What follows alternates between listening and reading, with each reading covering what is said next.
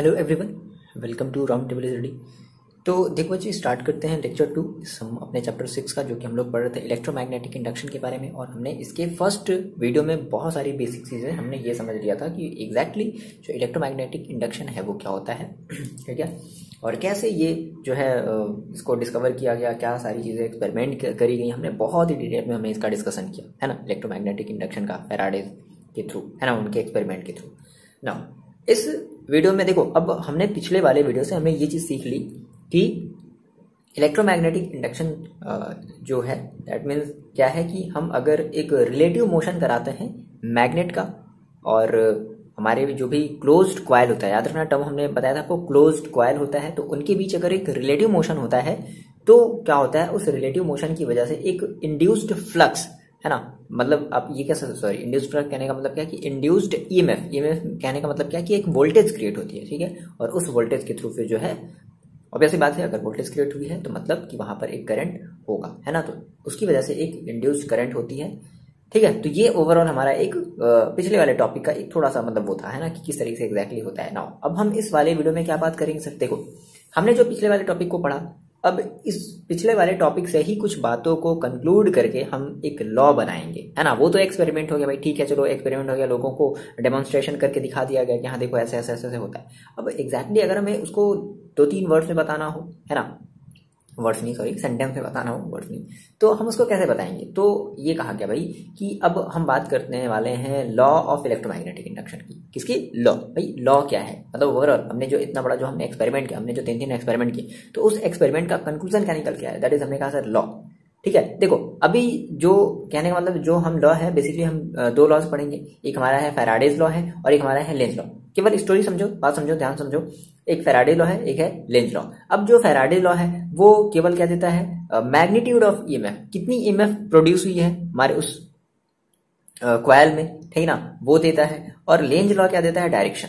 अगली बार में Lenz law आ गए लगभग 2-3 साल बाद, फिर जो है वो लेंज भी आए और उन्होंने एक लॉ दिया जिसके बेसिस बताया कि हाँ भाई ये डायरेक्शन होगी, ये डायरेक्शन होगी। और अब ऐसी बात है, अगर लेंज ने अगर लॉ दिया तो भाई फिर जो फ्लेमिंग है वो कहाँ पीछे हटने वाले हैं, उनको तो अपना ये ऐसे हाथ वाला बनाने में काफी मजा आता है, ये वाला हाथ नहीं, तो वो भी आगे पहुंच गए फ्लेमिंग ठीक है, क्या उन्होंने कहा कि लो मेरा भी एक लॉ ले लो, मेरे हाथ का भी लॉ ले लो, है ना। तो अब ये देखो, यहाँ पे बात ये है कि जो फ्लेमिंग का जो रूल है और जो लेंज का जो रूल है डायरेक्शन फाइंड आउट करने का, दोनों के ही रूल से अगर हम करेंगे तो हमें जो है सेम डायरेक्शन मिलेगा, कोई वेरिएशन देखने को नहीं मिलेगा, है ना। बट पहले लेंज ने दिया, देन उसके बाद फ्लेमिंग, है ना।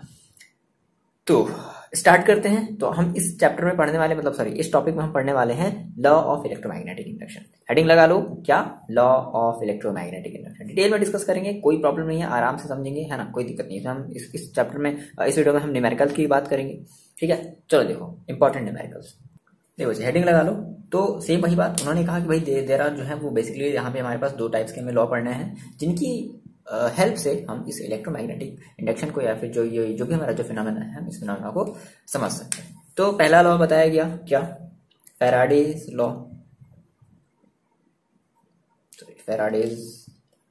फैराडेज लॉ, ठीक है। अब ये फैराडेज लॉ क्या बताता है, तो ये देता है हमें, क्या देता है, give the magnitude of induced EMF, ठीक है। अच्छा, दूसरा क्या मिला, दूसरा लेंज है ना, लेंज, LENZ, लेंज लॉ, ठीक है, लेंज लॉ, ठीक है, लेंज है। अब ये लेंज लॉ के अकॉर्डिंग हमें क्या मिला, हमें मिला डायरेक्शन, है ना। तो हमें क्या मिला, डायरेक्शन ऑफ इंड्यूस्ड करंट, ठीक है, जो इंड्यूस्ड ईएमएफ होगा उसकी वजह से एक करंट प्रोड्यूस होगा, तो उस करंट की डायरेक्शन क्या है, लेंज ने बताई कि डायरेक्शन क्या होगा। तो हम बारी बारी से बात करेंगे। अब देखो, अब ये जो फैराडेज लॉ है, फैराडेज लॉ के अंडर में हमारे बेसिकली 2 लॉज आते हैं, है ना। हमने कहा सर हम बात से पहले करते हैं किसकी, फैराडेज लॉ की। फैराडेज समझते चलो, ये एक सिंपल थ्योरी है, इसके बाद हम फिर न्यूमेरिकल्स भी देखेंगे। फैराडेज जो हमारा जो फैराडेज लॉ है, तो उस पर हम कुछ न्यूमेरिकल्स भी देखने वाले हैं। देखो फैराडेज लॉ है, तो भाई अब इसमें अब फैराडे ने 2 लॉ दिए, पहला फर्स्ट लॉ, ठीक है, फर्स्ट लॉ नाम ही है first law, Faraday's first law, ठीक है, ओके। देखो फर्स्ट लॉ इन्होंने क्या कहा, सेम वही हमने जो भी चीजें हमने जो ऑब्जर्व करी है ना पिछले वाले टॉपिक से, हमने एक्सपेरिमेंट से, तो उसी को उन्होंने क्या बना दिया, एक लॉ बना दिया। ठीक है, क्या क्या कहा उन्होंने, देखो उन्होंने ये कहा, हम पहले लिख लेते हैं उसके बाद इसको समझाते हैं। ठीक है, देखो देखो जी, फर्स्ट लॉ बहुत ही इन्होंने बड़ी ही आराम से इन्होंने समझाया। इन्होंने कहा कि when ever the amount of magnetic flux linked, याद आया मैंने क्या कहा कि भाई अमाउंट ऑफ कुछ मैग्नेटिक फ्लक्स क्या हुई, किसी क्लोज सर्किट से लिंक्ड हुई। ठीक है, तो क्या हुआ, अच्छा, और जब फ्लक्स जब लिंक हुई तो एक बात यहां से ये ध्यान रखना है कि चेंज है ना, मतलब जो भी हमारी जो फ्लक्स लिंक जो भी हुई है ना, जो फ्लक्स जो लिंक हुई, तो वो फ्लक्स क्या होनी चाहिए, चेंज होनी चाहिए, कंटिन्यूअसली क्या होनी चाहिए, चेंज होनी चाहिए। तो जब चेंज हुआ तो क्या हुआ, एन, देखो सेंटेंस समझना, when ever the amount of magnetic flux linked with the close circuit changes, मतलब क्या चेंजेस हो रहा है, फ्लक्स जो भी लिंक्ड हुआ ना उसके साथ, जैसे हमने कहा ना घुमाया तो फ्लक्स चेंज हो रहा था, दैट इज चेंज। तो क्या हुआ, इस फ्लक्स के चेंज की वजह से एन ईएमएफ, और उस ईएमएफ की वजह से क्या प्रोड्यूस होगा, hence current is induced in the circuit. Circuit में क्या होगा, एक ईएमएफ क्रिएट होगा, उसकी वजह से करंट क्रिएट होगा। अच्छा, अब ये ईएमएफ तो क्रिएट तो हुआ, ईएमएफ तो बना, लेकिन कंडीशन यहां पर मोस्ट इंपॉर्टेंट कंडीशन ये बचे कि this induced EMF lasts only so long as the change in flux taking place. जब तक फ्लक्स में चेंज होता रहेगा तब तक आपकी जो है करंट मिलती रहेगी। फ्लक्स में चेंज होना जैसे ही बंद हुआ, करंट भी मिलनी बंद होगी। जैसे इसका बढ़िया सा एग्जांपल आपने देखा होगा, जनरेटर है ना, जनरेटर जब स्टार्ट होता है डुक डुक डुक डुक डुक डुक है, तो मतलब देखियो घर की वोल्टेज देखो ऐसे धीरे धीरे धीरे धीरे से बढ़ती है, फुल स्पीड में 1 घंटे 2 घंटे चला, मस्त मस्त चला, और जब बंद करने की बारी आती है तो बंद करते हैं तो फिर डुक डुक डुक डुक, क्या मतलब उसकी जो देखो फ्लक्स अब धीरे धीरे मतलब क्या हो रही है, फ्लक्स चेंज तो हो रही है लेकिन काफी मतलब स्लोली अमाउंट में, मतलब फिर लास्ट में ये भी होता है कि फ्लक्स जो है वो रुक जाती है, स्टॉप हो जाती है, चेंज होती ही नहीं है। तो जब चेंज नहीं हुई दैट इज जनरेटर बंद हो गया, वो मैग्नेट घूम ही नहीं रहा है, वो मूव ही नहीं कर रहा है मैग्नेट, तो जब मैग्नेट ही नहीं मूव कर रहा है तो फिर कहेगा फ्लक्स चेंज, है ना। तो यही हमारा जो है फर्स्ट लॉ है, तो इसी के बेसिस पे हमारे जो जनरेटर है ना वो इसी के बेसिस पर है। आगे बात समझ में, आगे बात समझ में, चलो इतनी बात समझ में आई, तो यही हमारा है फर्स्ट लॉ। क्लियर है, इसके आपको नोट्स मिल जाएंगे, हम बस ये चीजें सारे के सारे समझा रहे, नोट्स हो सकते हैं 1-2 दिन, तो जो बच्चे पहले पढ़ना चाहते हो तो ये चीज यहाँ से ये नोट डाउन कर सकते हैं। ठीक है ना, बाकी नोट से मिल जाएगा, नोट से आप देख लेना, लगा लेना, बट वीडियो को अच्छे से समझ लेना। ठीक है ना, नोट्स में सारी चीजें मिलेंगी, ऐसा नहीं कि नोट्स के चक्कर में सर का वीडियो ही भूल जाओ, तो भाई देखो वीडियो भी देखना है। ठीक है, चलो बिना वीडियो देखे आपको समझ में नहीं आएगा, नोट्स इससे आपको बहुत अच्छे अच्छे मिल जाएंगे, एक से एक जो है, एक से एक महारथी जो है सर लोग जो है वो हमारे नेट पर हैं, तो आपको नोट्स की टेंशन नहीं है, बट आपको समझो। ठीक है ना, चलो ये बात आपको समझ में आई, फर्स्ट लॉ आपको समझ में आया ना, हम इसके बात करते हैं सेकेंड लॉ की। सेकेंड लॉ की बात कर लेते हैं। सेकेंड लॉ, अब देखो, अब ये ईएमएफ तो इंड्यूस्ड हुआ, अब ये हुआ कितना, ये कितना हुआ, तो ये दिया गया फैराडेज के सेकेंड लॉ के थ्रू। बात समझ रहे हो, इंड्यूस्ड तो हुआ, ईएमएफ इंड्यूस्ड हुआ, अब भाई कितने अमाउंट में हुआ, तो ये कौन दिया, ये दिया फैराडेज के सेकेंड लॉ ने। क्या कहा, देखो फैराडे के सेकेंड लॉ ने क्या कहा, उन्होंने ये कहा भाई द मैग्नीट्यूड, मतलब मैग्नीट्यूड का मतलब क्या कि भाई कितनी जो है ईएमएफ इंड्यूस्ड हुई, तो मैग्नीट्यूड की हम बात कर रहे हैं, the magnitude of induced EMF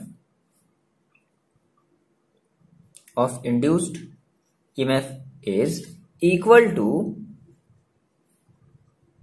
the rate of change of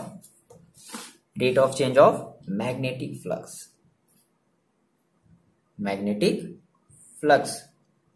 linked with it।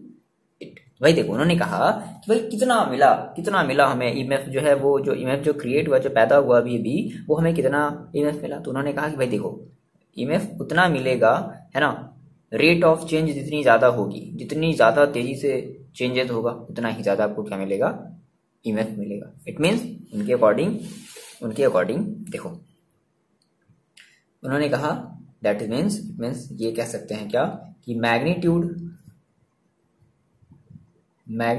Of induced EMF को हम ऐसे रिप्रेजेंट कर रहे हैं जैसे हमने ईएमएफ बनाया था ना पिछले वाले में, सेम वही है ईएमएफ। ठीक है, इज इक्वल टू माइनस का rate of change of magnetic flux, minus का rate of change of magnetic flux.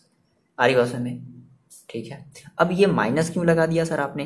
तो अब ये बच्चे थोड़ा सा अभी समझो, ये चीज आपको पता चलेगा लेंज लॉ के अकॉर्डिंग कि सर ने यहाँ पर माइनस क्यों लगाया है ना। ये आपको पता चलेगा कैसे? लेंज लॉ के अकॉर्डिंग। तो लेंज लॉ ये बताएगा कि यहाँ पर माइनस क्यों आया, क्योंकि हमेशा ये जो होती है ना, ये जो भी ईएमएफ जो भी क्रिएट होती है वो उसी कॉज का अपोज करती है जिसकी वजह से ये ईएमएफ प्रोड्यूस हुई, अपोज कर रही है। तो इसलिए हम अपोजिशन को हम कैसे दिखा रहे हैं? माइनस के थ्रू दिखा रहे हैं। ठीक है, फिलहाल हम इसको लेंज लॉ में अच्छे से समझेंगे। देखो, अच्छा, तो ईएमएफ को हम रिप्रेजेंट करते हैं। मान लो अगर ईएमएफ दैट इज ये, कोई कुछ लोग जो है ये बताएंगे, कुछ लोग जो है वो ई बनाएंगे, कुछ लोग जो है स्मॉल ई बनाएंगे, तो सब एक ही बात है। EMF that is E, that is voltage. ठीक है, ईएमएफ है ना, वोल्ट। तो हमने कहा सर ई जो होगा वो क्या होगा? देखो, rate of change of magnetic flux. तो rate of change of magnetic flux means D phi by D T. Rate का मतलब क्या? अपॉन में टाइम। तो D phi by D T, और कैसे? माइनस के साथ। अच्छा, एक देखो, जब भी आप क्वेश्चन को सॉल्व करोगे तो आपका जो ईएमएफ है ना वो कभी भी माइनस में नहीं आएगा। तो क्या किया जाता है? हम इसको मॉड में ले लेते हैं। कैसे ले लेते हैं? मॉड में ले लेंगे तो क्या मिलेगा? हमें मिलेगा d phi by D t, या किसी किसी बुक में जो है वो इसको मॉड में ना लेकर के इसको मॉड में ले लेता है। किसको? ये d phi by D t. देखो, मॉड में लेने का मतलब क्या है कि जैसे मान लो हम कह रहे हैं rate of change of flux, मान लो कि 3 था, 3 से मान लो 5 हो गया, हाँ, तो आप क्या कहोगे? आप कहोगे 3 माइनस 5, तो दैट इज -2 आ जाएगा ना। तो फिर अब ये ईएमएफ तो आपका माइनस में होगा। तो इस वजह से हम क्या कह देते हैं कि हम इसको मॉड में ले लेते हैं, है ना। आ रही बात समझ में? चलो, तो न्यूमेरिकल्स में जब भी आप करोगे तो हमेशा इसको कैसे रखोगे? मॉड में ही रखेंगे, ताकि हमारा ये माइनस में ना आ पाए, है ना। अच्छा, अब यहाँ पर आपको नेगेटिव साइन का मतलब समझ में आया। यहाँ पर ये जो मैंने जो नेगेटिव साइन लगाया इसका मतलब क्या है? यहाँ पर आप बता दो, हमारे ये जो नेगेटिव साइन है, negative sign is taken because induced EMF always, ये थोड़ा सा बता दो, always opposes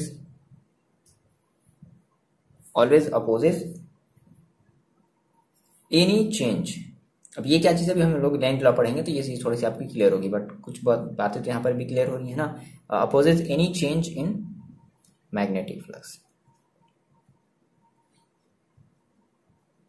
ठीक है, तो हम ये किसके थ्रू समझेंगे? बाय लेंज लॉ के थ्रू।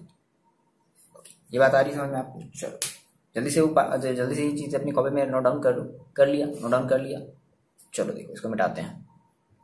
देखो, अब ये हम थोड़ा सा मानते हैं कि मान लो हमारा जो कॉइल है ना, उसमें जो नंबर ऑफ टर्न्स हैं वो कई बार है, मतलब n टाइम्स है।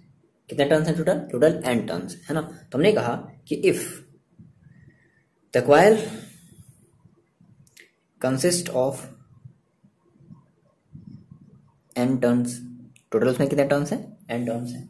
ठीक है, तो अब देखो, अब हर एक टर्न्स के थ्रू जो भी हमारा मैग्नेटिक फ्लक्स होगा वो सब में क्या होगा? सेम होगा। ऐसा नहीं है भाई, देखो कॉइल अभी भी क्या मतलब सेम रेडियस में है।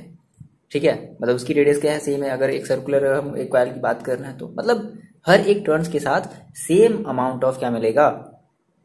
जो भी हमारा मैग्नेटिक फ्लक्स होगा ना वो सभी कॉइल के लिए क्या होगा? सेम होगा। सभी टर्न्स के लिए क्या होगा? सेम होगा। टर्न के लिए सेम होगा। ठीक है ना। तो यहां से हम ये थोड़ा सा बता दें क्या कि द चेंज, जो भी हमारे चेंज होगा ना मैग्नेटिक फ्लक्स में, है ना, the change in magnetic flux associated with each turn, है ना, each turn is the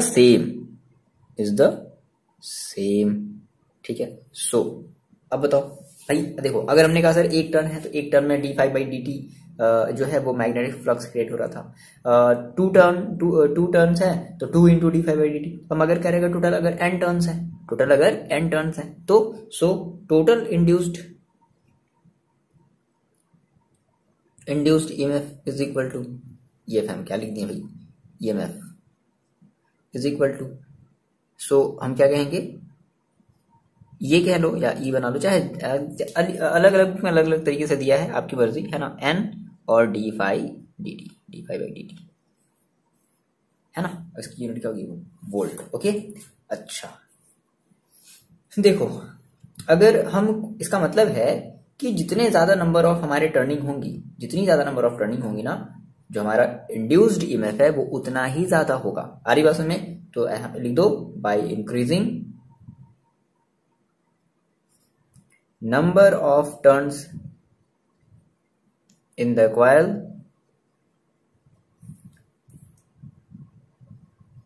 we can, क्या कर सकते हैं, we can increase the induced, we can increase the induced flux. ठीक है, हम इंड्यूस्ड फ्लक्स को बढ़ा सकते हैं by increasing the number of turns. आगे बात हमें, अच्छा अब मान लो हम ये कह दें भाई फाई 1 और फाई 2 की थोड़ी सी बात कर लेते सर, ये फाई 1 फाई 2 क्या। मान लो हमने कहा कि स्टार्टिंग में है ना जो फ्लक्स था वो मान लो फाई 1 था और लास्ट तक जाते जाते क्या हो गया, फाई 2 हो गया, तो चेंज इन फ्लक्स आया। भाई डी फाई का मतलब क्या, चेंज इन फ्लक्स ही तो है भाई। कैसे चेंज इन फ्लक्स, तो स्टार्टिंग में कुछ था, बढ़ाते गए मैग्नेट को और फ्लक्स बढ़ता गया, है ना, समझ रहे हो, फ्लक्स बढ़ता गया। तो हमने कहा कि if flux changes from phi 1 to phi 2, ठीक है, फाई 1 से फाई 2 क्या हो रहा है, हमारा फ्लक्स चेंज हो रहा है। मतलब अभी मैग्नेट मान लो यहाँ पे थी, है ना, अब कॉइल आपका यहाँ पे ऐसे था, समझ रहे हो, तो कुछ फ्लक्स जा रहे होंगे। अब मान लो मैग्नेट को थोड़ा सा और अगर आगे ले आओगे, ठीक है, मैग्नेट को हमने और आगे ले आया तो देखो जो जाने वाले जो फ्लक्स की जो अमाउंट होगी और क्या हो जाएगी, और ज्यादा हो जाएगी। आ रही बात समझ में? तो हमने ये कहा कि अगर हम क्या करें, अगर हमारी जो भी मतलब फ्लक्स जो हमारी चेंज हो, मतलब कैसे, हमने कहा कि flux changes from phi 1 to phi 2 और इसको चेंज होने में जो टाइम लगा है इन टाइम टी, है ना, तो क्या कहेंगे देन हम ये कहेंगे क्या कि हमारा ना उस केस में हमें जो इंड्यूस्ड ईएमएफ मिलेगा वो क्या मिलेगा, हमें मिलेगा माइनस का एन और phi 2 minus phi 1 upon t. ये बात फिर से याद रखना, यहाँ पे हम जो ये जो ईएमएफ है ना, इस ईएमएफ को हम जो है कैसे लेंगे, इस ईएमएफ को हम लेंगे मॉड में, या फिर आप इस पूरे को कैसे लोगे, मॉड में लोगे, ताकि आपकी जो वैल्यू आए वो कैसे आई, प्लस में आए, माइनस में ना आए। ठीक है, समझ रहे हो, है ना। तो आपका जो ये जो है ना वो हमेशा प्लस में रहेगा, तो इसलिए आप इसको प्लस मॉड में ले लेना या फिर इसे मॉड में ले लेना, ये बात ध्यान रखोगे। ठीक है ना, यहाँ पे आपको सभी चीजें पता है। यहाँ पे आपकी जो फाई है इसकी यूनिट किस में होती है, वेबर में, अभी हमने देखा था ना पिछले वाले वीडियो में। और जो आपका टी है इसकी यूनिट किस में होगी, टाइम में। तो आपका जो ईएमएफ हो किस में मिलेगा, वोल्ट में। ठीक है, किसमें मिलेगा, वोल्ट में मिलेगा। ओके, अगर आ रही बात समझ में इतनी। देखो अब यहाँ से हम बात करते हैं अपने दूसरे वाले लॉ की, जो हमने कहा था इलेक्ट्रोमैग्नेटिक इंडक्शन को डिफाइन करने के लिए हमें दो लॉ की जरूरत थी, first law and second law, मतलब लेंज लॉ, है ना, Faraday's law and Lenz law. Faraday's law के अंडर में हमने दो लॉ देखे। नाउ अब हम बात करते हैं अपने लेंज लॉ की। तो लेंज लॉ हमें क्या बताता है, जैसा कि हम पहले ही आपको बता चुके हैं, लेंज लॉ क्या बताता है, डायरेक्शन बताता है, करंट की डायरेक्शन, है ना, कि कितनी करंट जो है वो इंड्यूस्ड हुई है। देखो तो हेडिंग लगा लो आप, क्या, लेंज लॉ। ठीक है, लगा लिया हेडिंग। देखो हम बात करते हैं अपने सेकेंड लॉ की, जिसको हम कहेंगे क्या, लेंज लॉ, है ना, लेंज का नियम। ओके, क्या कहा भाई लेंज ने, लेंज भी आ गए लगभग 2 साल बाद जो है, लेंज भी आ गया। उन्होंने कहा, देखो उन्होंने डायरेक्शन से रिलेटेड उन्होंने जो है अपने थ्योरी दी, है ना, उन्होंने लॉ दी है। उन्होंने ये कहा कि देखो मतलब क्या हो रहा है कि चेंज इन फ्लक्स की वजह से क्या हो रहा है, करंट प्रोड्यूस हो रहा है। और उन्होंने जब ऑब्जर्वेशन किया तो उन्होंने ये देखा कि भाई ये देखो कितनी ऑब्वियस बात है कि जिस डायरेक्शन में हमारा मैग्नेट बढ़ रहा था, ठीक है ना, तो जो करंट की जब डायरेक्शन देखी गई तो इस तरफ थी। फिर जब मैग्नेट जब इधर, याद देखो अपना जो फर्स्ट वाला जो एक्सपेरिमेंट है, देखो जब मैग्नेट जब इधर जाने लगा तो जो करंट की डायरेक्शन थी वो इधर हो गई। इसका मतलब है, उन्होंने कहा, ठीक है, कि ये जो भी हमारी इंड्यूस्ड करंट, यानी कि जो भी करंट जो पैदा हुई अभी भी, है ना, ये क्या कर रही है, ये उसी चीज का अपोज कर रही है जिससे ये पैदा हो गई। नहीं समझे बात, नहीं समझे। देखो बात समझाते हैं। थोड़ा सा हम पहले एक स्टेटमेंट लिखते हैं, ठीक है। वही स्टेटमेंट है जो मैंने आपको यहाँ पर बताया। इन्होंने कहा कि जो डायरेक्शन है इंड्यूस्ड करंट की, है ना, वो उसी कॉज का अपोज कर रही है जिसके थ्रू ये क्रिएट हो रही है। मतलब क्या है, देखो थोड़ा सा ऐसा समझते हैं। देखो बच्चे, वही चीज है जो मैंने आपको बताया है। This law state that the direction of induced current, याद आया फर्स्ट वाला जो एक्सपेरिमेंट था, फर्स्ट, है ना, फर्स्ट इक्वेशन का फर्स्ट पार्ट। द डायरेक्शन, जो डायरेक्शन इस डायरेक्शन में थी, क्यों थी? Induced current is such that it opposes the cause which produces it, यानी कि ये उसी कॉज का अपोज करता है जिसके थ्रू ये पैदा हुआ, जिसके थ्रू ये क्रिएट हुआ, जिसके थ्रू ये इंड्यूस्ड हुआ।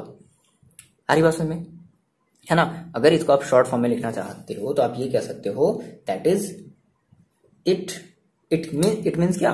करंट, है ना? It oppose, that means it oppose the change in flux, या मैग्नेटिक फ्लक्स की हम बात कर रहे हैं ना, चेंज इन मैग्नेटिक फ्लक्स। देखो कैसे कैसे सर, कैसे ये कैसे हो गया, कैसे हो गया? देखो देखो देखो आपने, हमने जो है, हमने एक ये बनाया था कुछ इस तरीके से,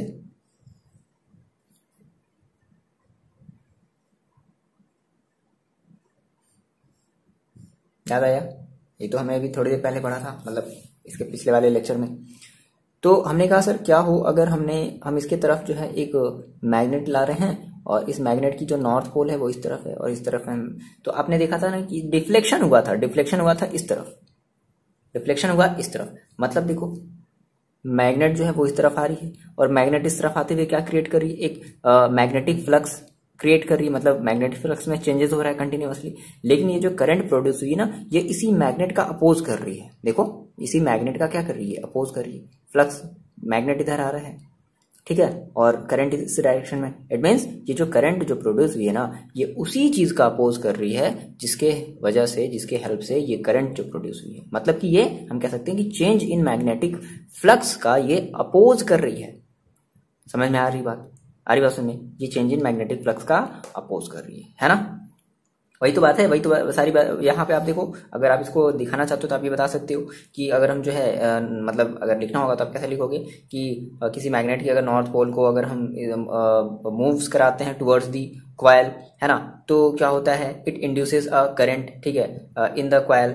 अब कैसे देखो, अब करंट देखो कैसे क्रिएट हुआ? It induces the current in the coil in clockwise direction. देखो सॉरी, एंटी क्लॉकवाइज डायरेक्शन। कैसे भाई, कैसे? Anti clockwise direction. अच्छा, तो आपको एक रूल पता था बच्चे, आपको एक रूल पता था कि अगर किसी कॉइल में जो करंट है अगर वो एंटी क्लॉकवाइज डायरेक्शन में अगर क्रिएट हुआ है ना, तो जिस मतलब, तो जैसे मान लो आपने कहा सर ये वाला मेरा सरफेस, ये वाला भाई, इसके दो सरफेस होंगे, समझ रहे हो? इसके जैसे हमने कहा सर इसके दो सरफेस है, एक इधर की तरफ, एक इस तरफ। तो मान लो कि हमने कहा सर करंट की डायरेक्शन ऐसे है, करंट की डायरेक्शन ऐसे चल रही है, ठीक है। तो अब देखो जिस डायरेक्शन में, मतलब कि जिस सरफेस पर आपको करंट की डायरेक्शन एंटी क्लॉक नजर आ रही है, उस सरफेस को हम क्या मानते थे? नॉर्थ पोल मानते थे। याद आया? पिछले वाले चैप्टर में याद आया? हमें ये तो बताया था, यानी कि ये जो आपकी जो सरफेस है ना, बात समझना, ये जो आपकी जो सरफेस है ना, ये वाली सरफेस, ये जो आपको जो सामने की तरफ जो सरफेस दिखा रहा है ना, ये आपका कैसा होगा? ये आपका एक नॉर्थ पोल की तरह ट्रीट करेगा। और इसके पीछे की जो सरफेस है, समझ रहे हो, इसके पीछे की जो सरफेस है, एक पीछे भी इसका सरफेस होगा, ठीक है ना, इसके पीछे की जो सरफेस होगी वो कैसी होगी? साउथ पोल होगी। ये हमारे पास एक रूल था, अरे बात समझ में? तो हमारी ये जो फेस है ना, ये क्या क्रिएट करेगी? ये हमारी एक नॉर्थ पोल की तरह ट्रीट करेगी। और अगर ये नॉर्थ पोल की तरह ट्रीट कर रही है तो क्या करेगी? ये इस वाले नॉर्थ पोल का अपोज करेगी, है ना?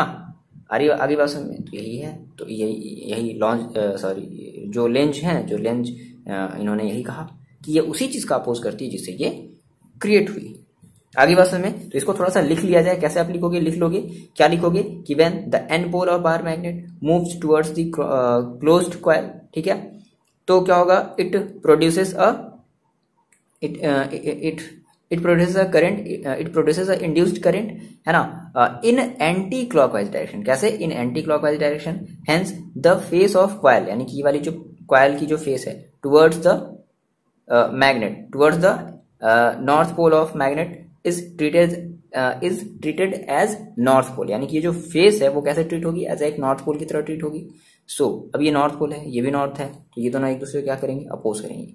हम ये किसके बेसिस पे कह रहे हैं? ये जो है ना, ये जैसे करंट अगर एंटी क्लॉकवाइज में क्रिएट होती है, तो जिस फेस पर हमें करंट दिखता है कि अच्छा ये एंटी क्लॉकवाइज डायरेक्शन में, तो हम कहेंगे उस फेस को हमारी नॉर्थ पोल है। ये हमने पिछले वाले चैप्टर से हमने ये सीखा था ना, याद करो, ठीक है, भूल तो नहीं लगे? ओके, तो इस तरीके से ये हमारी क्या कर रही है? अपोज कर रही है ना, यानी कि ये फ्लक्स में चेंजेस का क्या कर रही है, अपोज करी। कहती नहीं नहीं हमें फ्लक्स में चेंज नहीं चाहिए, लेकिन देखो ये क्रिएट भी उसी से हुई है। कितनी मजे की बात है ना। अब जैसे मान लो हमने कहा कि एक और हमें अगर मान लो एक और अगर हम कंडीशन ले लें,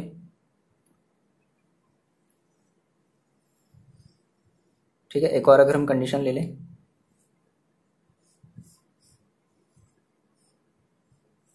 अब हम क्या कर रहे हैं, अब हम इस नॉर्थ पोल को जो है थोड़ा सा दूर ले जा रहे हैं। ये हमारी नॉर्थ पोल है, ये साउथ पोल है। अब हम नॉर्थ पोल को जो है इस तरफ भगा रहे हैं, इस तरफ भगा रहे हैं। तो अब देखो अब क्या होगा, देखो याद करो मैंने क्या बताया था।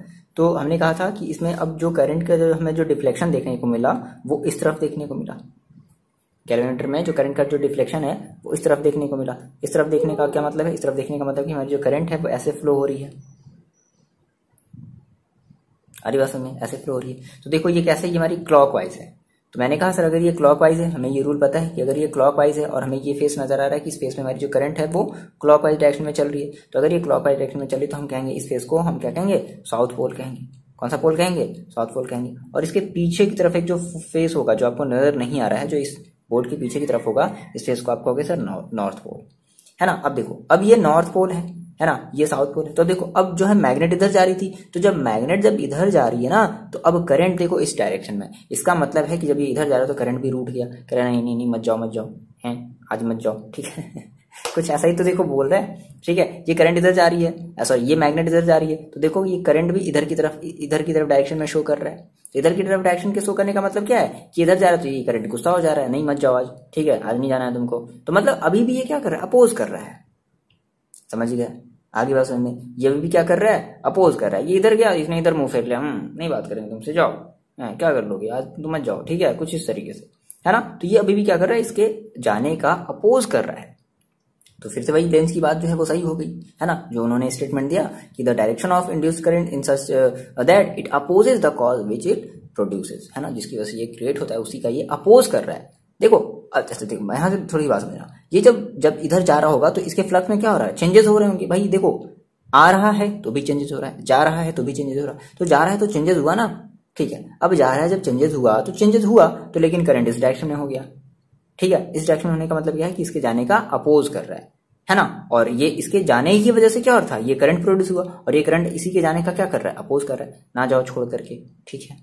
आगे की बात समझ में। तो ये चीज है ना। तो इसी चीज को आप देखो फिर से लिख लोगे इन टर्म्स ऑफ, हम ऐसा करते हैं हम किसी एक का लिख देते हैं, आप जो है वो दोनों का लिख लेना, ठीक है। तो आपका टाइम भी देखो बच जाएगा। हम वीडियो को पॉज करके जल्दी से इसका हम जो है कट करके आपको दे देंगे, मतलब ट्रिमिंग वाला, मतलब ठीक है, और जो भी एडिटिंग वाला काम होगा तो ये जो है आपका जो है वो बच जाएगा, ठीक है। देखो बच्चे ये मैंने इस वाले के लिए किया है, जब हमने मैग्नेट को क्या करें इस कॉइल से दूर ले जा रहे हैं ना। समझ में आ रही बात। ये कॉइल देखो ऐसे रखा हुआ है, मतलब समझ लो आपने कहा सर ये मेरी कॉइल है, ठीक है, ये एक कॉइल है, ठीक है, इस तरीके से मैंने रखा है, और ये मेरा मैग्नेट है, समझ रहे हो। तो ये वाली फेस कैसे ट्रीट कर रही है, जब ये दूर जा रहा होगा तो क्लॉकवाइज डायरेक्शन में आया हमारा करंट, क्लॉकवाइज डायरेक्शन में, कहने का मतलब कि ये जो फेस आपको जो दिख रहा है ना, ये वाली फेस, ये आपकी एक साउथ पोल हो गई, और इस तरफ वाला जो भी फेस होगा वो हमारा एक नॉर्थ पोल हो गया, समझ रहे हो ना। तो वही चीज देखो मैंने यहाँ पर लिख दिया है क्या, कि when the north pole of magnet taken away from a closed coil the induced current the coil flows clockwise, ठीक है, क्लॉकवाइज फ्लो हुआ। अब the face of the coil towards the magnet, अब वो वाला फेस जो मैग्नेट के towards है, सामने है, develop a south polarity as we know. हम ये जानते हैं, ये बात हम कैसे कह रहे हैं, ये बात हम जानते हैं, हमने पीछे वाले हमने रूल हमने पढ़े हैं। And attract the north pole. अब देखो अब अगर ये साउथ पोल बन गया तो ये नॉर्थ पोल को क्या करेगा, अट्रैक्ट करेगा। भाई देखो ये जा रहा है, ये इसको अट्रैक्ट कर रहा है, कह रहा है मत जाओ, ठीक है। And the attract the north pole of the magnet. So इसका मतलब क्या हुआ, देखो इसके जाने की वजह से क्या हो रहा था, जब ये मैग्नेट इस तरफ जब मूव कर रही थी तो इसके ही जाने की वजह से क्या हो रहा था, इसमें करंट प्रोड्यूस हो रहा था। तो हम ये कह सकते हैं that is the motion of magnet away from the coil is opposed, ठीक है। क्या हो रहा है, ये अपोज हो रहा है इसका, which is really the cause of induced current, है ना। यानी कि ये जो करंट है ना इसके जाने को रोक रहा है, और ये खुद इसी की वजह से क्रिएट हो रहा है, ठीक है। और कह रहा है मत जाओ, रुक जाएगा तो फिर ये भी बंद होना, मतलब ये भी जो है वो प्रोड्यूस होना बंद हो जाएगा। आ रही बात समझ में। तो ये हमारा पूरा का पूरा फंड है ना, यही लेंज लॉ है। अब यहां से एक इंपॉर्टेंट एक टर्म आता है आपका एग्जाम में, कई बार पूछा जाता है, ऐसा है, ठीक है, कि length law and energy conservation, मतलब लेंज लॉ और एनर्जी कंजर्वेशन का क्या लेना देना है। तो यहां से हम थोड़ा सा इस चीज को देखते हैं, है ना। हेडिंग लगा लो, Lenz law and energy conservation. देखो यहाँ पे हम ये एग्जैक्टली आपसे ये पूछना चाहता है कि आपको ये दिखाना है कि जो लेंज लॉ है ना, वो एनर्जी कंजर्वेशन के रूल को फॉलो करता है। तो आपको एनर्जी कंजर्वेशन का मतलब पता होना चाहिए। एनर्जी कंजर्वेशन का मतलब क्या होता है कि हम जो एनर्जी को नाइदर क्रिएट नॉट डिस्ट्रॉय, ना तो हम क्रिएट कर सकते हैं ना डिस्ट्रॉय कर सकते हैं, हम बस इसको एक फॉर्म से दूसरे फॉर्म में बदल सकते हैं। हाँ, लास्ट वाला लाइन इंपॉर्टेंट है, एक फॉर्म से दूसरे फॉर्म में बदल सकते हैं। अब देखो, तो आपने देखा था कि जब हमारी मैग्नेट, ठीक है, इस कॉइल की तरफ जब मूव करी थी तो क्या हो रही थी, ये जो हमारा जो मैग्नेट जब मूव करा था तो ये कैसा कॉइल बनाया हो सर, ये कॉइल है कि क्या है भाई, ठीक है। तो हम ये देख रहे थे कि जब हम इस मैग्नेट को कॉइल की तरफ जब हम मूव करा रहे थे, है ना, इस डायरेक्शन में, तो यहाँ पर ये जो भी इसमें जो भी करंट प्रोड्यूस हुई ना, ये इस करंट क्या करता है, इस करंट इस कॉइल के इधर मूव करने का अपोज करा था। इसका मतलब है कि ये अपोज तो कर रहा था, लेकिन फिर भी हम कॉइल को बढ़ाए जा रहे थे। अच्छा, तो इसका मतलब है ना कि हमें एक वर्क डन करना पड़ रहा है ना, against the force of repulsion. देखो यहाँ पर कैसा फोर्स लग रहा है, यहाँ पर एक रिपल्सन फोर्स लग रहा है। भाई ये कह रहा है कि नहीं इधर मत आओ, ये कह रहा है नहीं हम आएंगे, ठीक है, और मेरे आने की वजह से तुम जो है वो प्रोड्यूस हो रहे हो। तो यानी कि यहाँ पर क्या हो रहा है, यहाँ पर एक फोर्स ऑफ रिपल्सन हो रहा है ना, इसको ये धक्का दे रहा है, जाओ भागो दूर भागो, ठीक है, बट ये नहीं, ठीक है। तो हम ये कह रहे हैं, है ना, ऐसा हुआ। तो इसका मतलब है कि यहाँ पर एक वर्क डन हुआ, और वो वर्क डन कैसे हुआ, against the force of repulsion के अगेंस्ट एक वर्क हो रहा है। ये रिपल तो कर रहा है इसको, लेकिन ये मान ही नहीं रहा है, ठीक है, इसके डायरेक्शन में ही आ रहा है ना। तो हम कह सकते हैं कि यहाँ पर एक वर्क डन हुआ against the force of repulsion. बार बार हम ये वर्ड यूज करें क्योंकि इंपॉर्टेंट है, against the force of repulsion. Similarly जब ये कॉइल क्या होगा, जब ये कॉइल जब दूर भागेगा, मतलब सॉरी, जब ये मैग्नेट दूर भागेगा, जब इसका एन जो पोल है वो जब दूर जा रहा होगा, तो अब यहाँ पर भी क्या हो रहा होगा। अब देखो, अब ये तो इधर की तरफ जा रहा है, तो इसकी डायरेक्शन चेंज हो गई, इस तरफ हो गई, इसकी डायरेक्शन इस तरफ चेंज हो गई। तो अब इसने कहा कि देखो अब यहाँ पर भी क्या हो रहा है, ये तो इधर जा रहा है, अब ये बन गया साउथ पोल, तो अब ये इसको अट्रैक्ट कर रहा होगा। तो यहाँ पर भी एक फोर्स एक्ट हो रहा है। आरी बात में वर्क डन किसके अगेंस्ट होगा, against the force of attraction.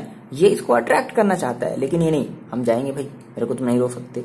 आरी बात में, तो ये इसके जो है मतलब यहाँ पर अट्रैक्शन हो रहा है, तो जो वर्क डन हो रहा है वो कैसे हो रहा है, हम कह सकते हैं कि against the force of attraction. जो वर्क डन हुआ वो कैसे हुआ, इस डायरेक्शन में, against the force of attraction, क्योंकि ये इधर भाग रहा था, जिसको रोकना चाह रहा है, तो वर्क डन हो रहा है, दैट इज एक वर्क डन कर रहा है। तो कैसा work done, against the force of attraction, है ना। तो अब देखो, अच्छा अब बात समझना, जब पहले वाले में जब वर्क डन हुआ, तो वर्क डन के ही वजह से क्या हुआ, इसमें एक इंड्यूस्ड ईएमएफ क्रिएट हुआ। मतलब कि जब ये चला, जब ये मैग्नेट जब मूव कर रहा था, तो इसके पास कौन सी एनर्जी थी, मैकेनिकल एनर्जी। भाई ये मैग्नेट मूव कर रहा है, तो कौन सी एनर्जी है, मैकेनिकल एनर्जी है। अब इसी मैकेनिकल एनर्जी की वजह से हमारे ये जो कॉइल में जो करंट प्रोड्यूस हुआ, दैट इज मैकेनिकल एनर्जी किसमें कन्वर्ट हो गई, इलेक्ट्रिकल एनर्जी में। आरी बात में, मैकेनिकल एनर्जी किसमें कन्वर्ट हो गई, इलेक्ट्रिकल एनर्जी में। फिर देखो, फिर जब ये इस डायरेक्शन में जब ये मूव करने लगा, ठीक है, तो फिर से क्या हुआ, इसके पास एक मैकेनिकल जो है मैकेनिकल वर्क डन है, मैकेनिकल एनर्जी है, mechanical work done is a form of energy. मैंने कहा एक मैकेनिकल वर्क डन है। अब इसी मैकेनिकल वर्क डन की वजह से जब ये इस डायरेक्शन में जब ये मूव कर रहा था, तो इसी मैकेनिकल वर्क डन की वजह से इसमें फिर से एक जो है करंट प्रोड्यूस हुआ। दैट इज हमने कहा कि हमारी जो अब इस केस में भी हमारी जो मैकेनिकल वर्क डन है वो इलेक्ट्रिकल वर्क डन में क्या हो गई, कन्वर्ट हो गई। दैट इज इलेक्ट्रिकल एनर्जी हमें मिल गया, है ना। अच्छा, आपने कहा सर अच्छा कैसे, ऐसे कैसे हो गया। देखो, मैग्नेट को तुम स्टॉप कर दो, मैग्नेट को तुम रोक दो, तो क्या कोई भी, अब देखो, अब मैग्नेट के पास कोई भी वर्क डन नहीं है, कोई मैकेनिकल वर्क डन नहीं है। जैसे आप बैठे हो एक जगह, तो आपके पास कोई भी मैकेनिकल वर्क डन नहीं है। मैकेनिकल में जो मूव करता हो, ठीक है, तो ये आपके पास कोई भी मैकेनिकल वर्क डन नहीं है। अगर आपके पास मैकेनिकल वर्क डन नहीं है, तो उस केस में यहाँ पे कोई भी करंट जो है वो प्रोड्यूस्ड नहीं हुआ था। तो हमने प्रूव कर दिया ना कि एनर्जी जो है ना हमारा वो क्या हो रहा है, कन्वर्ट हो रहा है मैकेनिकल से इलेक्ट्रिकल फॉर्म में। आगे बस में मैकेनिकल से इलेक्ट्रिकल फॉर्म में। इसकी एनर्जी मैकेनिकल थी, इसने इसको कन्वर्ट कर दिया, इसकी एनर्जी कन्वर्ट हो गई किसमें, इलेक्ट्रिकल एनर्जी में कन्वर्ट हो गई। आरी बात में, यही चीज हमें बताना है, तो इसको थोड़ा सा लिख करके बताते हैं। देखो कैसे आरी बात, ये कॉन्सेप्ट समझ में आया, मैंने जो आपको बताया ये चीज क्या हुआ, ये चीज क्या हुआ। पहले थोड़ा सा ये सोचो, पहले थोड़ा सा वीडियो को रिवाइंड करके फिर से देखो कि सर ने क्या बता दिया। सर ने हो करके क्या बता दिया, भैया देखो हो करके नहीं बताया, अच्छे से बताया है ना। देखो बहुत ही आसान है, अब इसी चीज को हम देखो लिखवा देते हैं, तो आपको एग्जैक्टली जो है ना समझ में आ जाएगा। देखो हमने कहा, पहली चीज हमने कहा सर व्हेन, बहुत ही छोटा सा चीज है, when the magnet bring closer to the coil. ठीक है, क्या हुआ देखो, याद करो, when the magnet bring closer to the coil, तो क्या होगा, the work has to be done. भाई देखो वर्क डन होगा, अब कैसे होगा, against the force of repulsion. Repulsion हो रहा था, याद आया, मैंने बताया फोर्स ऑफ रिपल्सन, बोलो यही बात है तो मैं समझा रहा था, फोर्स ऑफ रिपल्सन के अगेंस्ट क्या होगा, वर्क डन होगा। सिमिलरली एक चीज और बता दो, सिमिलरली अपोजिट वाला बता दो, when N pole of magnet is moved away, क्या कहते हैं, हाँ अवे है ना, मूव्ड अलोंग नहीं अवे फ्रॉम द कॉइल। ठीक है, तो क्या हुआ, अब यहां पर भी एक वर्क डन हुआ, वो कह रहा नहीं मत जाओ, वो कह रहा नहीं हम जाएंगे, तो वर्क डन हुआ ना, तो क्या होगा, वर्क डन अगेंस्ट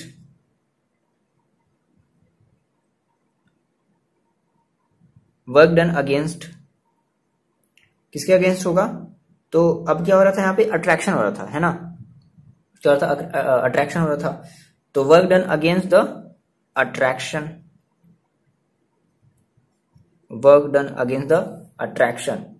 ठीक है, against the force of attraction कर लो, the force of attraction, okay, against the force of attraction. अब देखो, तो इसका मतलब क्या हुआ, हमने यहां से ये कंक्लूजन निकाला, सर क्या निकाला, कि जो हमारा मैकेनिकल वर्क डन था, क्या था, मैकेनिकल, क्या लिख रहे हैं सर, मैकेनिकल वर्क डन, देखो जो हमारा जो मैकेनिकल वर्क डन था, mechanical work done in a moving magnet, है ना, उस मूविंग मैग्नेट के पास क्या था, मैकेनिकल वर्क डन था, mechanical work done in a moving magnet with respect to coil, with respect to coil, ठीक है, that changes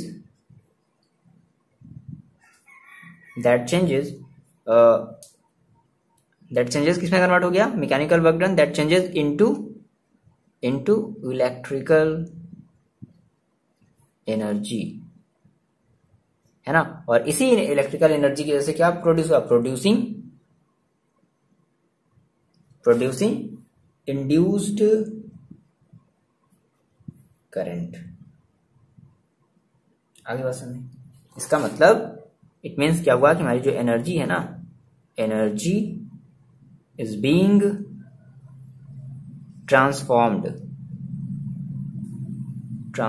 energy is being transformed, ठीक है, तो एनर्जी यहां से क्या हुई, ट्रांसफॉर्म होगी, एक फॉर्म से दूसरे फॉर्म में बदल गई। अच्छा, आपने कहा सर ऐसे कैसे, ऐसे ही हुआ, हाँ सच में ऐसा हुआ, देखो आपने कहा सर अगर क्या होगा, हम कॉइल को अगर हमने रोक दिया, हमने कहा कि when we do not move, don't move, we do not move magnet, हम अगर मैग्नेट को अगर हम मूव नहीं कराते हैं तो क्या होगा, वर्क डन देखो हमें क्या मिलेगा, दैट इज, अगर मैग्नेट अगर मूव नहीं करा तो मैग्नेट मूव नहीं किया, दैट इज उसके पास कोई वर्क डन नहीं, दैट इज जीरो। तो अगर वर्क डन देखो अगर जीरो है, सो हमने ये देखा बाय प्रैक्टिकल, बाय एक्सपेरिमेंट, सो इंड्यूस्ड करंट कितना इंड्यूस्ड हुआ, कुछ नहीं, अंडा, 0 बटा सन्नाटा, ठीक है, कुछ नहीं मिला, करंट कुछ नहीं मिला, क्यों, क्योंकि हमारी मैग्नेट मूव ही नहीं करी, मैग्नेट मूव करी मतलब वर्क डन ही हुआ, मतलब आपको कोई भी करंट नहीं मिला। तो दैट इज द, हम ये कह सकते हैं कि हमारा जो लेंज लॉ है ना, वो हमारे प्रिंसिपल ऑफ एनर्जी कंजर्वेशन को क्या करता है, फॉलो करता है ना, law of conservation of energy को फॉलो करता है। आगे बात समझ में, चलो आगे बात समझ में, ओके। देखो बच्चे, इसके बेसिस पे हम कुछ जो है न्यूमेरिकल्स कर लेते हैं। तो सबसे पहले आप ये फॉर्मूला लिख लो मैग्नेटिक फ्लक्स का, इंड्यूस्ड ईएमएफ का, दैट इज जिसको हम कह रहे हैं, अब देखो हमने इसको मॉड में लिया, कैसे लिया हमने इसको, मॉड में लिया, मॉड में इसलिए लिया ताकि हमें जो वोल्टेज है वो हमारी माइनस में ना मिले, है ना, तो इसलिए प्लस में NdΦ/dt वो डेरिवेशन के लिए, ठीक है, ये n φ2 - φ1, या ये भी मान लो अगर दो अगर हमारे पास इंड्यूस्ड ईएमएफ मैग्नेटिक फ्लक्स है, चेंजेस हो रहे हैं, तो फिर हम ये वाला फॉर्मूला अप्लाई करेंगे। आई बात समझे, ठीक है, क्लियर है। ये फॉर्मूला आपने लिखा। फिर इंड्यूस्ड करंट, अगर हमने ई निकाल लिया है तो हम ये इंड्यूस्ड करंट भी निकाल सकते हैं, डी अपॉन आर। वो क्वेश्चन में हमारे आर गिवन होगा तो उसके बेसिस पे हम आर भी आसानी से आई भी आसानी से निकाल सकते हैं। लिख लिया फॉर्मूला। चलो देखो फर्स्ट क्वेश्चन देखते हैं। देखो बच्चे, ये आपका फर्स्ट क्वेश्चन कह रहा है कि a rectangular loop of area, मतलब एक रेक्टेंगुलर लूप है, उसका एरिया दे दिया है, कितना गिवन है 20 into 30 centimetre square. It means क्या दे दिया, ए दे दिया, कितना है 20 इंटू 30 सेंटीमीटर स्क्वायर। देखो सेंटीमीटर स्क्वायर में तो इसको चेंज कर लेते हैं, तो ये आपके पास हो जाएगा 3 2 600 सेंटीमीटर स्क्वायर। एंड इस सेंटीमीटर स्क्वायर को हम किसमें चेंज करेंगे, मीटर स्क्वायर में, तो कितना हो जाएगा 600 into 10 to the power -2 metre into 10 to the power -2 metre. बात समझ गए, मतलब सेंटीमीटर को सेंटीमीटर का मतलब क्या हो गया 1 सेंटीमीटर इंटू सेंटीमीटर, तो 1 सेंटीमीटर इक्वल टू होता है 10 -2 मीटर, 10 -2 मीटर, है ना। आरी बात सुनिए, तो कितना हो जाएगा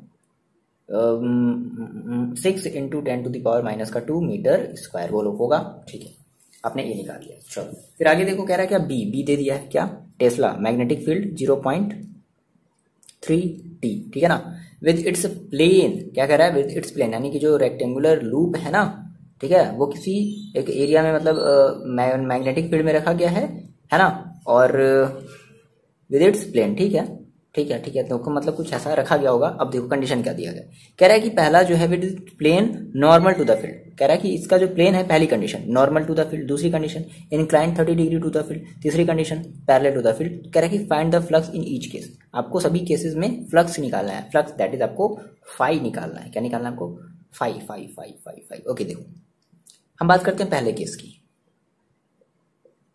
ठीक है, यहाँ पे नहीं करना, कॉपी में अपने आप नीचे करोगे। तो कह रहा है कि नॉर्मल टू द फील्ड, मतलब जो लूप रखा गया है वो फील्ड के नॉर्मल है। फिर से सुनो, नॉर्मल है, फिर से सुनो, नॉर्मल है। देखो तो आप ये बताओ मेरे को कि अगर फील्ड अगर नॉर्मल है तो आप जो है थीटा इज इक्वल टू कितना लोगे। कई बच्चे कहेंगे सर 90 डिग्री, कई बच्चे कहेंगे sir theta is equal to 0 degree लेना है, और जो बच्चे बोल रहे हैं theta is equal to 0 degree लेना है, उनकी बात 110% सही है। कैसे, देखो मैंने आपको बताया था बच्चे कि अगर आपके पास अगर एक कोई भी सपोज करो एक ये लूप मान लो किसी एक मैग्नेटिक फील्ड में रखा है ना, ये आपकी बी है। देखो तो मैंने आपको बताया था कि जैसे मान लो ये आपका पेज है, ठीक है, और कह रहा है कि नॉर्मल टू द फील्ड, हम फर्स्ट की बात करें normal to the field. Normal it means ये, ठीक है, फील्ड के नॉर्मल, ऐसे तो प्लेन फील्ड के नॉर्मल है। फील्ड के अगर नॉर्मल है, बात समझना, फील्ड के अगर नॉर्मल है तो इसकी जो नॉर्मल खुद भी क्या होगी, ऐसे होगी। इस प्लेन का जो एरिया होगा ऐसे होगा, इसी डायरेक्शन में होगा। तो इट मीन्स हमने क्या कहा, 0। तो देखो 0 एग्जैक्टली मिला कैसे, हम ये कहते हैं कि लेट कर लिया जाए कि हमारा ये जो फील्ड है ना, वो मान लो नॉर्मल से थीटा एंगल बना रहा है। कितना एंगल बना रहा है, थीटा एंगल बना रहा है ना। हमने कहा ठीक है थीटा एंगल बना, तो ये थीटा इज इक्वल टू देखो होगा क्या, थीटा इज इक्वल टू देखो होगा क्या। तो हमने कहा हमारी ये जो फील्ड है वो प्लेन के नॉर्मल है, इट मीन्स 90, ठीक है, ठीक है। पहले हम ये वाला लेते हैं। हमने कहा कि हमारी ये जो मतलब ये जो हमारी जो प्लेन है ना, वो देखो वो मतलब ये जो हमारी नॉर्मल है वो इस प्लेन के कैसे है 90 डिग्री है। तो हमने कहा सर 90 डिग्री, और ये जो प्लेन है ऑलरेडी वो कैसे है, फील्ड के भी नॉर्मल है, इट मीन्स 90 डिग्री, 90 माइनस 90 तो कितना मिलेगा 0। यही तो है, देखो मैंने पिछले वाली वीडियो में मैंने इस चीज को कराया था। तो थीटा इज इक्वल आप यहाँ पर कितना रखोगे, 0 डिग्री रखोगे, है ना। 90 डिग्री मत रख देना, नॉर्मल है इसका मतलब ये नहीं कि नॉर्मल है तो 90 डिग्री, ना ना ना, गलत हो जाएगा, है ना। 90 में से आप सब ट्रैक करोगे 90, ठीक है। अरे भाषण में सो फाइव इज इक्वल आप फॉर्मूला जानते हो क्या, बी ए कॉस थीटा, रख दिया जाए theta. So phi equal to कितना जाएगा, बी की देखो वैल्यू कितनी है 0.3 इंटू ए की वैल्यू कितनी है 6 into 10 to the power -2 into cos 0, और कॉस 0 की वैल्यू होती है 1। सो फाइनली आपको कितना मिलेगा 6 3 80, that is 1.8 into 10 to the power -2। और फ्लक्स है तो फ्लक्स की यूनिट क्या होती है, वेबर। हमारी बात समझ, फ्लक्स की यूनिट क्या हो जाएगी, वेबर। क्लियर है, इतनी बात बताओ, क्लियर है। चलो चलो चलो अब देखते हैं दूसरा वाला कितने लोग कर लेंगे। पहले तो आपने क्वेश्चन अपने कॉपी पे लिख लिया ना, नहीं लिखा है तो फिर तो लिखो क्वेश्चन जल्दी से लिख लिया करो। मतलब यार हमें देखो, हमें लिखने में बोर नहीं लगता है, तो आप लोग को लिखने में कैसे बोर लग जाते हैं। सर क्वेश्चन नहीं लिखेंगे, ओरली करेंगे, पढ़ो ही मत, इससे अच्छा है सर ओरली करेंगे। चलो देखो आगे बढ़ते हैं। ओरली कुछ नहीं करना है, ओरली कुछ नहीं होता है, सब रिटर्न होना चाहिए, है ना। कहते हैं ना कोई भी चीज़ होता है रिटर्न लाओ, रिटर्न दिखाओ, रिटर्न दिखाओ, कहते हैं ना, नहीं कहते, कहते हैं भाई कोई भी चीज़ जैसे लीगल वर्क कोई भी जो होता है कहते हैं रिटर्न दिखाओ, रिटर्न है तुम्हारे पास इसका, है ना, तो रिटर्न रिटर्न दिखाओ, रिटर्न एग्जामिनर भी यही कहता है रिटर्न दिखाओ, है ना। चलो रिटर्न रिटर्नली सब प्रैक्टिस करो। ओके ना, हम बात करते हैं सेकेंड अपने केस की। कह रहा है कि inclined 30 degree to the field. ठीक है, तो देखो हमने कहा sir theta is equal to, देखो क्या हो जाएगा, तो नॉर्मल 90 डिग्री होगा प्लेन से, मतलब हमारी जो प्लेन होगी, जो एन होगा वो कैसे होगा, 90 डिग्री होगा। अब जो हमारी जो प्लेन है, जो रेक्टेंगुलर जो लूप है ना, वो नॉर्मल से मतलब वो अपने प्लेन से कैसे है, 30 डिग्री इंक्लाइंड है बी में। तो इट मीन्स हम क्या करेंगे, 90 में से 30 को क्या कर देंगे, सबट्रैक्ट कर देंगे। So theta is equal to कितना हो जाएगा, 60 डिग्री। तो अब हम यहाँ पे थीटा इज इक्वल टू कितना रखेंगे, 60। सो रख लो। फाइव इज इक्वल टू क्या हो जाएगा, बी इंटू ए। बी की वैल्यू कितनी है, 0.3 इंटू ए की वैल्यू कितनी है, 6 into 10 to the power minus का 2 इंटू कॉस 60, कॉस 60। इसको सॉल्व कर लो तो कॉस 60 की वैल्यू देखो कितनी होती है, ये आपका हो जाएगा 1.8 into 10 to the power minus 2 into cos 60 की वैल्यू होती है कितनी, 1/2। ठीक है ना, तो कितना आ जाएगा 0.9 into 10 to the power minus का 2, क्या वेबर। ये मैंने दूसरा वाला निकाल लिया। चलो देखिए थर्ड वाला कौन कौन कौन कर लेगा, थर्ड वाला कौन कौन कर लेगा। थर्ड कह रहा है parallel to the field, field के पैरेलल है। फील्ड के पैरेलल, इट मीन्स हमने कहा सर ये हमारी एक क्या थी, एक पेज थी, है ना, ये एक हमारी पेज थी। ठीक है, अब बी जो है वो ऐसे जा रहा है, मतलब ये बी के कैसे पैरेलल है, मतलब आपने कहा सर ये हमारी, अभी देखो अभी हमने कहा सर ऐसे था फील्ड हमारा, ऐसे था, ऐसे ऐसे जा रहा था, इसको ऐसे छेद छेद करके घुस घुस घुस घुस, ठीक है, ऐसे ऐसे जा रहा था। अब क्या हुआ, ये प्लेन ही ऐसे फ्लैट हो गया है, लो अब ले जाओ, अब कहाँ से मेरे को मारोगे हैं, अब ये ऐसे हो गया, समझ गया अगली बार समझ में। तो इट मीन्स अब यहाँ पे हम क्या रखेंगे, यानी कि अब देखो अब ये कितना, अब ये जो है ना, देखो अब ये जो है फील्ड के साथ कितना एंगल बना रहा है, दैट इज हम क्या कहेंगे 90 डिग्री। फील्ड के साथ कितना एंगल बना रहा है, 90 डिग्री। बात समझे, देखो कि आपकी प्लेन प्लेन पेपर की आपकी ये नॉर्मल आपकी तरफ, फील्ड इस तरफ, समझ रहे हो, देखो फील्ड इस तरफ और ये पेपर कुछ ऐसे रखा हुआ है, तो पेपर का नॉर्मल आपकी तरफ, आपकी तरफ, ठीक है, आपकी तरफ, दैट इज ये, है ना। तो कितना एंगल बना रहे देखो 90 डिग्री। इसके साथ हम क्या रखेंगे, theta is equal to 90 degree. So phi is equal to कितना हो जाएगा, बी ए कॉस 90, और कॉस 90 की वैल्यू कितनी होती है, 0। It means phi is equal to क्या मिलेगा, 0। तो इस केस में आपको क्या मिलेगा भाई, 0 मिलेगा। आगे बस हमें बहुत आसान सा क्वेश्चन था, बस फंसाने वाला क्वेश्चन था, आपको इसको प्रैक्टिस फिर से करना है अच्छे से घर पे, ठीक है। घर पे तो बैठे हैं सर। एक बच्चे ये आपका क्वेश्चन नंबर 2, ठीक है। एक बार क्वेश्चन को सबसे पहले अपनी कॉपी में लिख लो, लिख लो, लिख लो, लिख लो, वीडियो पॉज करके लिख लिया, चलो लिख लिया, लिख लिया। तो देखो कह रहा है कि small piece of metal wire is dragged across the gap between the pole pieces of magnet, मतलब दो ऐसे मैग्नेट हैं और उनके बीच में एक जो है मेटल वायर जो है ऐसे रख दिया गया, ठीक है ना, 0.5 सेकेंड के लिए। तो क्या कह रहा है, the phi, that is phi का मतलब क्या, magnetic flux between the pole pieces is known as to be 8 into 10⁻⁴ weber, weber यानी कि मैग्नेटिक फ्लक्स दे दिया गया, उनके बीच का जो मैग्नेटिक फ्लक्स है वो कितना दे दिया, इतना दे दिया। कह रहा है कि estimate the EMF induced in the wire, तो कितना वायर इंड्यूस्ड हुआ, मतलब सॉरी कितना इंड्यूस्ड ईएमएफ हमें मिला, हमें वो निकालना है। तो देखो सिंपल सी बात है, देखो पहले एक दिया गया, सबसे पहले हम कर लेते हैं गिवन। क्या गिवन है सर, हमने क्वेश्चन पढ़ा, कह रहा है कि 0.5 सेकंड, दैट इज आपका दे दिया dt, क्या दे दिया dt। भाई इंड्यूस्ड ईएमएफ का फॉर्मूला आप क्या लगाते हो, ईएमएफ का फॉर्मूला आप ये तो लगाते हो, इज इक्वल टू d∅/dt। तो साफ साफ आपका ये d∅ दे दिया, मतलब अच्छा देखो आप यहाँ पे कैसे सर माइनस होना चाहिए, तो यहाँ पे हम इसके लिए क्या लगाते हैं, मॉड। तो मॉड लगाओगे तो ये माइनस क्या हो जाएगा, हट जाएगा। आधी बात में चलो, तो dt इज इक्वल टू देखो कितना दिया, 0.5 सेकेंड। ओके अच्छा, और क्या दिया आगे पढ़ो, 5, दैट इज d∅ दे दिया, कितना दे दिया, d∅ कितना दे दिया, 8 इंटू 10⁻⁻⁴। इतना आसान है सर इसमें, अरे तो मतलब ये तो क्या बता बच्चों, अरे क्वेश्चन है सर, है इज इक्वल टू क्या लगाएंगे, d∅/dt। चलो रख दो, d∅ की वैल्यू कितनी है, 8 इंटू 10⁻⁴ अपॉन dt की वैल्यू कितनी है, 0.5। इसको सॉल्व करोगे तो देखो कितना आ जाएगा,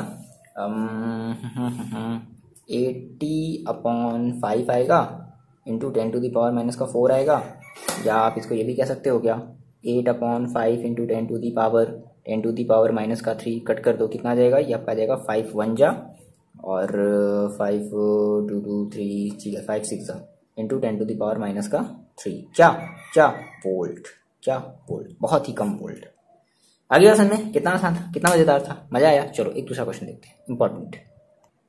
देखो जी, आपका क्वेश्चन मतलब मोस्ट इंपॉर्टेंट क्वेश्चन है। कहते हैं इसको, क्या कह रहा है, देखो कह रहा है कि magnetic flux through a coil perpendicular to plane, मतलब ये फाई दे दिया। फाई दे दिया, कितना दे दिया, कुछ ऐसे फॉर्म में दिया है ना, with respect to time, time के रिस्पेक्ट में ऐसे दे दिया है। वेबर है, दैट इज मैग्नेटिक फ्लक्स ही है। कह रहा है कि calculate the induced current, that is आपको आई निकालना है, थ्रू दी कॉइल, की कॉइल में कितना करंट जो है इंड्यूस्ड हुआ at t equal to 2 second, ठीक है। If the resistance of their coil is 5 ohm, अगर रेजिस्टेंस 5 ओम है तो उस केस में आपको जो है करंट की अमाउंट बतानी है। देखो, तो आप मेरे को ये बताओ, ये जो है आपका पीबी बोर्ड में आया हुआ है ना, पंजाब बोर्ड में, ठीक है। तो ऐसा नहीं, देखो कुछ जरूरी नहीं कि पंजाब बोर्ड का क्वेश्चन तो नहीं सर, हमें तो नहीं लगा है सर, मैं नहीं लगा, ये एनसीईआरटी, ये आपके सीबीएसई बोर्ड में भी आया है, ये आपके यूपी बोर्ड में भी आया है, अब बोलो, है ना। बस हमने एज ए मेंशन कर दिया ताकि बच्चों को ध्यान रहे कि हाँ ये किसी ना किसी बोर्ड में आया। तो ऐसा नहीं कि नहीं सर ये बोर्ड में आया सर, मेरे को इस बोर्ड से मतलब नहीं, अरे नहीं भाई ऐसा नहीं है, ठीक है, कहीं भी आ सकता है, कुछ भी दे सकता है। देखो ओके सर, ठीक सर, समझ गए आपकी बात। देखो, तो हम बात करते हैं इस क्वेश्चन की। तो फाई देखो हमारे पास गिवन है, फाई इज इक्वल टू क्या गिवन है, phi is equal to given है 5t cube plus 4t square plus 2t minus का 5। बहुत ही आसान है इस टाइप का क्वेश्चन। कह रहा है आपको इंड्यूस्ड करंट निकालना है, तो ठीक है, इंड्यूस्ड करंट निकालने के लिए ऐसा करते हैं कि हम पहले ईएमएफ निकालते हैं, दैट इज हमने कहा सर हम निकालते हैं ईएमएफ। तो एज वी नो ईएमएफ देखो इज इक्वल टू होता है क्या है, हम जानते हैं d phi by D t, बोलो होता है, d phi by D t होता है, बोलो होता है, हाँ सर होता है। तो डी डी टी, हाँ सर डिफरेंशिएशन, सर अभी ध्यान आया। हाँ, अब जितने बच्चे डिफरेंशिएशन पढ़ रहे हो ना, बहुत ही मजे से आप इसको कर सकते हो। चलो देखें कितने बच्चे कर ले रहे हो, कितने बच्चे कर ले रहे हो, आप कमेंट करके बताओगे हाँ सर मैंने ही, आपको करने से पहले से मैंने ही कर लिया क्योंकि मेरे को डिफरेंशिएशन अच्छे से आता है ना। माइनस का 5t, आप ही ने तो सर बताया है डिफरेंशिएशन है। देखो कितने बच्चे कर लो, सब के सारे बच्चे कमेंट करोगे। देखो तो टी क्यूब है ना, तो डी हम टी का डिफरेंशिएशन कर रहे हैं विद रिस्पेक्ट, टी क्यूब का डिफरेंशिएशन कर रहे हैं विद रिस्पेक्ट टू टी, सभी का अलग अलग लेंगे, इसका इसके साथ, इसका इसके साथ, इसका इसके साथ, इसका इसके साथ, ठीक है। तो देखो अगर हम 5t का कर, देखो जो बच्चे बायोलॉजी लिए हो, देखो उन बच्चे के लिए हम थोड़ा सा हेल्प दे देते हैं। होता है क्या बच्चों, देखो इधर थोड़ा सा ध्यान दो मेरी बात को। अगर आपके पास x to the power n होता है और बोला जाता है कि x to the power n का क्या करो, डिफरेंशिएशन करो विद रिस्पेक्ट टू x, तो ये कैसे पता चलता है sir with respect to x? तो देखो अपॉन में जैसे जो भी अगर x होगा तो हम कहेंगे sir with respect to x किया गया है, अपॉन में अगर t होता है तो हम कहते हैं sir with respect to t किया गया है, अपॉन में अगर y होता है तो हम कहते हैं sir with respect to y किया गया है, अपॉन में अगर थीटा होता है तो हम ये कहते हैं कि विद रिस्पेक्ट टू थीटा किया गया है। तो अपॉन में क्या है, t है, तो अपॉन यहाँ पे हम t का क्या करेंगे, डिफरेंशिएशन करेंगे। तो dx की पावर n ना, dx होता क्या है, nx to the power n minus 1, ये होता है। देखो n का मतलब यहाँ पे क्या थी, अब ये 5 है सर, 5 हमारा ये कांस्टेंट है, तो कांस्टेंट हमारा बाहर हो जाएगा। हाँ अगर ये अकेला कांस्टेंट रहेगा, है ना, जैसे कि यहाँ पे, तो इसका हम क्या कर देंगे 0, इसका डिफरेंशिएशन क्या होगा 0, क्योंकि इसके साथ कोई भी t नहीं है, इसके साथ t है, तो ये हमारा यहाँ पे 5 एज अ कांस्टेंट की तरह ट्रीट होगा। अच्छा, अब टी क्यूब का देखो करेंगे तो क्या मिलेगा, 3t के पावर 3 माइनस 1, दैट इज हम कह सकते हैं क्या 3t स्क्वायर, बोलो, है ना। तो 5 इंटू 3t स्क्वायर, है ना। आगे भाषा में प्लस का देखो ये कितना हो जाएगा, 4 2 8, डायरेक्टली कर दे 8t। आगे भाषा में प्लस का 2 इंटू टी का, टी देखो अब टी का करोगे तो टी का करोगे कितना मिलेगा 1, टी का करेंगे तो कितना मिलेगा 1, तो क्या मिल जाएगा 1, और माइनस का 5 का करेंगे तो कितना मिल जाएगा 0। आगे भाषा में तो कितना मिल गया 15t स्क्वायर प्लस का 8t प्लस का 2, ये आपको मिल गया आपका d5, क्या मिल गया, ये आपको मिल गया ईएमएफ, क्या मिला आपको ईएमएफ मिला। अब बात समझो, ये जो आपको ईएमएफ जो मिला है, देखो अब क्या है इसमें t इज इक्वल टू कितना रखना है 2 सेकेंड, है ना। तो हम इसमें क्या रख देते हैं at t is equal to 2 second, हम t is equal to 2 second. So finally आपको जो ईएमएफ है वो देखो क्या मिलेगा ईएमएफ क्या मिलेगा, देखो 15 into 2 to the power 3 plus 2 है ना, इंटू प्लस 8 इंटू 2 प्लस का 2, कितना जाएगा, इसको सॉल्व कर लोगे तो ये आपका आ जाएगा 78 वोल्ट, है ना, 78 वोल्ट। अच्छा अपने वोल्टेज निकाल लिया, तो आपको निकालना क्या, आपको निकालना है करंट ना, इंड्यूस्ड करंट निकालना है ना। So induced current I is equal to क्या हो जाएगा, देखो I अपॉन R, ये तो होता है ना। यहाँ पे तो ऐसे लगा दो, कितना है 78 अपॉन R की वैल्यू देखो कितनी दी गई है 5। सो फाइनली आपका I कितना हो जाएगा 5 1 जा 2 5 5 जा 0.52356 जा, ठीक है, एम्पियर। ये आपका होगा फाइनल आंसर। आगे बात समझ, मजा आया क्वेश्चन लगाने में, ठीक है ना, मजा आया। आप ये बताओगे, अगर देखो आप अगर थोड़े ऐसे बच्चे जो बायोलॉजी के होंगे, है ना, तो उनको थोड़ी सी प्रॉब्लम आ रही होगी, बट यही रूल है, ये मैंने कई बार बताया है, ऐसा नहीं कि मैं पहली बार बता रहा हूँ, कई बार मैंने बताया, ठीक है। और जो बच्चे मैथ्स पढ़े होंगे मेरे से, उनकी तो बल्ले बल्ले, अगर मजा आ गया करने में। चलो देखो आगे देखते हैं। देखो बच्चे, ये है आपका क्वेश्चन, ये आपके एनसीईआरटी एग्जाम्पल का क्वेश्चन है, ठीक है। क्या कह रहा है, square loop of side 10 centimetre and resistance 0.7 ohm is placed. पढ़ो पहले क्वेश्चन को पढ़ करके एक बार इसको नोट डाउन कर लो अपनी कॉपी में। नोट डाउन करना है, नहीं कि नहीं सर एनसीईआरटी बुक में है तो है ही, तो फिर क्या फायदा करने से, नहीं ऐसा नहीं है, कर लेना है आपको, ठीक है। देखो क्या कह रहा है, square loop of side 10 centimetre resistance 0.7 ओम। तो सबसे पहले हम क्या करते हैं, गिवन करते हैं, है ना, पढ़ते हैं और क्वेश्चन को गिवन करते हैं। देखो क्या क्या गिवन है, loop of side 10 centimetre that is a. अगर देखो साइड दे दिया है, अब स्क्वायर है और साइड दे दिया, तो पहली चीज क्या दे दिया, ए दे दिया, कितना 10 × 10, भाई स्क्वायर की साइड दोनों सेम होती है, side into side, centimetre square, it means 100 centimetre square, it means 100 × 10⁻⁻4 metre square. As we know 1 centimetre square is equal to 10⁻⁴ metre square, so 10⁻⁻2 metre square, ठीक है। चलो अब आगे देखो, ईस्ट वेस्ट प्लेन, ठीक है, मतलब बीच में एकदम रखा गया है। तो कह रहा है क्या, uniform magnetic field of 0.1 tesla, it means B दे दिया 0.1 tesla, is set up across the plane north east direction. अच्छा, इन द मैग्नेटिक फील्ड, ठीक है, मतलब देखो नॉर्थ ईस्ट कह रहा है और ईस्ट वेस्ट कह रहा है, तो नॉर्थ ईस्ट और ईस्ट वेस्ट, दैट इज हम जो थीटा लेंगे वो कितना ले लेंगे, 45 लेंगे, नहीं लेंगे, ठीक है ना। ईस्ट वेस्ट ये सब डायरेक्शन हमको पता है ना, नॉर्थ साउथ, और ये आपका होता है वेस्ट, इधर आपका होता है ईस्ट, ठीक है। तो देखो कैसे रखा गया, ये रखा गया है, जो स्क्वायर लूप है वो कैसे रखा गया east west, that is east west, ऐसे रखा गया है। और जो मैग्नेटिक फील्ड है वो कैसे है, north east, okay, north east ऐसे है। तो देखो कितना एंगल बन रहा होगा, 45 डिग्री, आ रही बात समझ में। तो थीटा इज इक्वल टू हम क्या लेंगे, 45 डिग्री, है ना। अच्छा, set up across the north east direction the magnetic field is decreased. अच्छा, अब डिक्रीज हो यानी कि पहले कुछ रहा होगा, बात समझना, पहले कुछ रहा होगा। अब φ1 कितना रहा होगा हमें अभी फिलहाल नहीं पता, φ1 पूछा नहीं है, लेकिन पहले कुछ रहा होगा। Magnetic field is decrease to 0। अच्छा, अब φ2 जो है वो फाइनली आपको कितना मिल गया, 0 मिल गया। कह रहा है इन 7 सेकेंड, दैट इज ये आपका दे दिया dt कितना दे दिया 0 पॉइंट, है ना, चेंज इन टाइम 0.7 सेकेंड मिल गया। एट अ स्टडी रेट, मतलब एक कांस्टेंट रेट से, डिटरमाइन द, इंपॉर्टेंट क्या है, magnitude of induced EMF. Okay, आपसे पूछ रहा है क्या, magnitude of induced EMF, that is आपसे ये पूछ रहा है ना, and current during this time interval, और आपसे आई भी पूछ रहा है, 2 चीजें आपसे पूछ रहा है। अब बात समझना, हमने ये सर ऐसे क्यों किया, कह रहा है कि reduce to 0, magnetic field is decrease to 0, मतलब कि 0.7 सेकेंड में जो टाइम इंटरवल दिया गया है, उस 0.7 सेकेंड में हमारी जो मैग्नेटिक फील्ड है ना, ठीक है, जो magnetic field is decrease to 0, it means जो आपका जो B2 है वो क्या हो गया होगा, वो आपका हो गया 0। तो देखो अगर B2 0 है तो इट मीन्स जो φ1 होगा, बात समझना, जो φ2 होगा वो भी क्या हो जाएगा, 0 हो जाएगा, ठीक है। ओके, आ रही बात समझ में, ठीक है ना। मतलब कि यहां से हमें φ2 तो हमारे पास 0 है, कुछ गड़बड़ है क्या, नहीं, देखो क्लियर है। देखो बात समझो, हमने कहा कि the magnetic field is decrease, magnetic field क्या हो रहा है, डिक्रीज हो रहा है टू 0। तो यानी कि पहले से कुछ मैग्नेटिक फील्ड रहा होगा, दैट इज ये रहा था B1, मान लो आपका ये रहा, है ना, ये आपका B1 रहा, है ना। और अब जो आपका B2 है वो कितना हो गया, 0 हो गया। तो अगर B2 0 है तो φ2 भी क्या हो जाएगा, 0 हो जाएगा। एट 0.7 यानी कि dt इज इक्वल टू इतना दे दिया, at a study rate determine the, ठीक है। बात आगे बात समझ में, ये चीज आपको समझ में आया, बताओ, आप कमेंट करके बताओगे, इसमें कोई बहुत बड़ी प्रॉब्लम नहीं है ना, बहुत ज्यादा इसमें दिमाग नहीं लगाना है।